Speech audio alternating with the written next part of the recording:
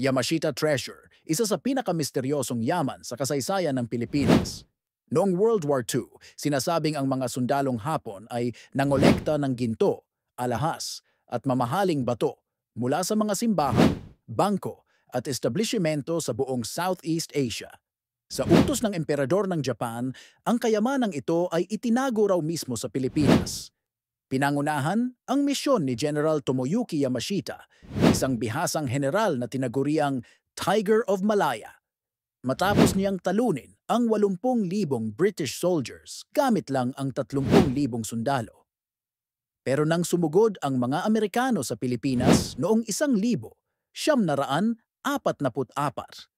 napilitan si Yamashita at ang kanyang mga sundalo na umatras sa kabundukan ng Sierra Madre.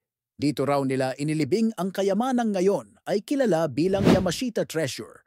Ayon sa mga kwento, may mga tunnel na ginawa sa bundok para pagtaguan ng yaman at ang mga sundalong tumulong maghukay, pinatay para walang makaalam.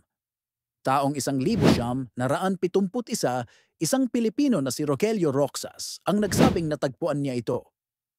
Gamit ang isang lumang mapa mula sa anak ng dating sundalong Hapon, nakita raw nila ang isang 3 talampakan na Golden Buddha na may lamang ginto sa loob at mga crates ng gold bars.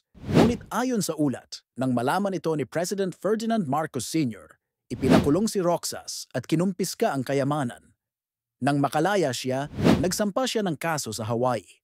Noong 1973, nagdesisyon ang korte pabor kay Roxas at iniutos na bayaran ng $22 bilyong, pinakamalaking hatol sa US legal history.